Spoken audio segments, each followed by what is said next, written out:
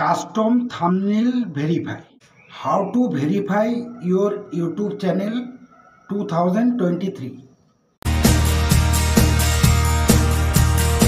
তো আজকের ভিডিওতে আমি তোমাদের শেখাবো কাস্টম থাম্বনেল ভেরিফাইয়ের উপায়।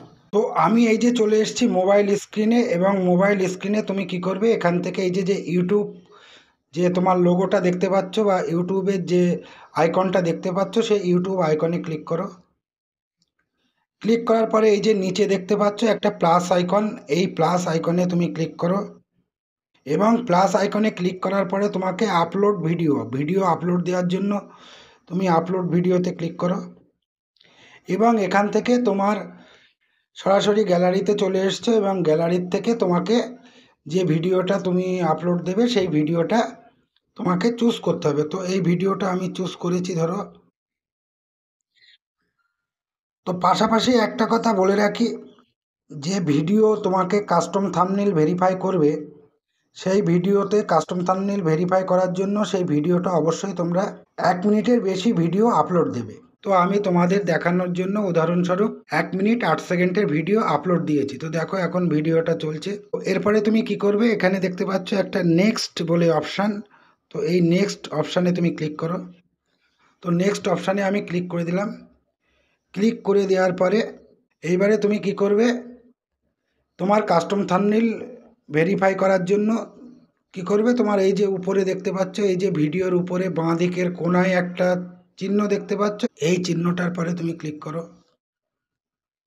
তো কি বলছে, ভেরিফাই ইওর অ্যাকাউন্ট। তো তুমি তোমার অ্যাকাউন্টটা ভেরিফাই করবে, তার জন্য তুমি কি করবে, এই যে নিচে দেখতে পাচ্ছ ভেরিফাই বলে একটা অপশান, এই ভেরিফাই অপশানে ক্লিক করো। তো ভেরিফাই অপশানে ক্লিক করলাম। তো এখান থেকে তোমার যে মোবাইল নাম্বারটা আছে, সেই মোবাইল নাম্বারটা দিয়ে তুমি তোমার ইউটিউব চ্যানেলকে ভেরিফাই করবে।